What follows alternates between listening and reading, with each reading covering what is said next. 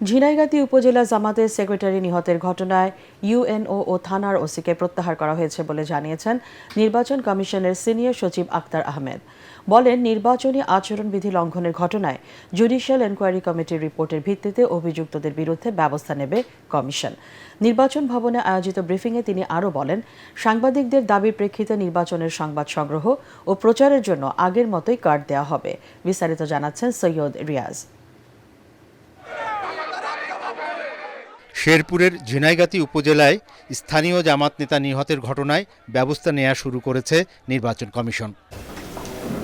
রাজধানীর আগারগাঁওয়ে নির্বাচন ভবনে আয়োজিত ব্রিফিংয়ে ইসির সিনিয়র সচিব আক্তার আহমেদ বলেন, ত্রয়োদশ জাতীয় সংসদ নির্বাচন উপলক্ষে শেরপুর ৩ আসনে নির্বাচনী ইশতেহার ঘোষণার অনুষ্ঠানে সৃষ্ট বিশৃঙ্খলা অনাকাঙ্ক্ষিত। শেরপুরে একটা দুর্ভাগ্যজনক ঘটনা ঘটেছে এবং তার ধারাবাহিকতায় প্রশাসনিক সিদ্ধান্ত হিসেবে এই মুহূর্তে ইউএনও এবং ওসিকে প্রত্যাহার করার সিদ্ধান্ত নেওয়া হয়েছে। বাকি যে প্রসিডিউরাল অ্যাসপেক্টস সেগুলো নিশ্চিত করা হবে।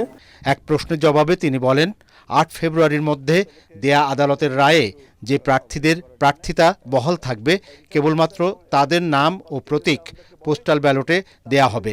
৮ই ফেব্রুয়ারির পরে যদি কারোর প্রার্থিতা পুনর্বহাল হয় সেক্ষেত্রে পোস্টাল ব্যালট তাদের ক্ষেত্রে প্রযোজ্য হওয়ার সুযোগ নেই, কেননা ব্যালট ছাপিয়ে তাদেরকে পাঠিয়ে তারপরে রিটার্নিং অফিসারের কাছ থেকে ফেরত পেতে যে সময়টুকু দরকার সে ন্যূনতম সময়টুকু থাকবে না। নির্বাচনী পর্যবেক্ষক কার্ডের বিষয়ে সচিব বলেন, কাজের সুবিধা ও সাংবাদিকদের দাবির প্রেক্ষিতে পুরনো নিয়মে সাংবাদিক কার্ড দেওয়ার সিদ্ধান্ত নিয়েছে নির্বাচন কমিশন। যেটা দাবি ছিল যে আপনাদেরকে ম্যানুয়াল সিস্টেমে প্রত্যাবর্তনের কথা, আমরা নীতিগতভাবে রাজি হয়েছি, অতীতে যেভাবে পেতেন সেভাবে যেন পাবেন।